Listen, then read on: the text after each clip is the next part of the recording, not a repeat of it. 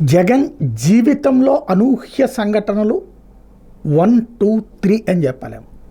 Number 1 వచ్చేటప్పటికి అప్పటిదాకా ప్రశాంతంగా సాగుతున్న జీవితంలో అకస్మాత్తుగా కేసులు, ఆ కేసుల తర్వాత అరెస్టు. అది అనూహ్యం. అయితే నాడు మానసిక క్షోభ కంటే కూడా కసి, తెగింపు ఉంది. కానీ భయం పుట్టించడం అనేటటువంటి కాన్సెప్ట్ ప్రత్యర్థులు ఎలా చేస్తారు అనడానికి, లేదా చుట్టూ ఉన్నటువంటి మనుషులు అకస్మాత్తుగా వెళ్ళిపోతూ ఉండేటటువంటి కాన్సెప్ట్ని ఫస్ట్ టైం చూస్తున్నాడు జగన్మోహన్ రెడ్డి.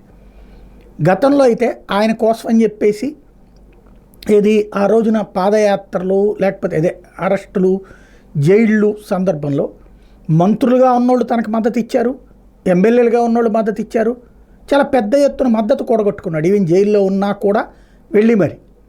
అలాంటి స్థాయి వ్యక్తి ఇవాళ రోజున నాయకులు 151 మంది ఎమ్మెల్యేలు, మొత్తంగా కలిపితే దాదాపు 40 మంది దాకా మంత్రి పదవులు అనుభవించిన వాళ్ళు కూడా కనిపించట్లేదు. అందులో ఒక 5% కూడా కనిపించట్లేదు. భయం అనేటటువంటిది సోనియా గాంధీ పుట్టించాలనుకుంటే అవ్వలేదు, కానీ చంద్రబాబు నాయుడు పుట్టించగలిగారు. జగన్ చుట్టూ ఉన్న శక్తులకి ఒక వణుకు పుట్టించగలిగారు. రాబోయే రోజుల్లో జగన్తో ఉన్నటువంటి వాళ్ళు, జగన్ని నమ్మిన వాళ్ళు భవిష్యత్తులో నమ్మాలంటే భయపడే స్థాయికి ఎత్తులు పై ఎత్తులు నడుస్తున్నాయి. అందులో ఐఏఎస్ల, ఐపీఎస్ల, అధికారుల, రాజకీయ నాయకుల, ఎవరి మీద పడితే వాళ్ళ మీద కేసులు ఉంటాయి, ఏదో ఒక రకమైనటువంటి కేసులు ఉంటాయి.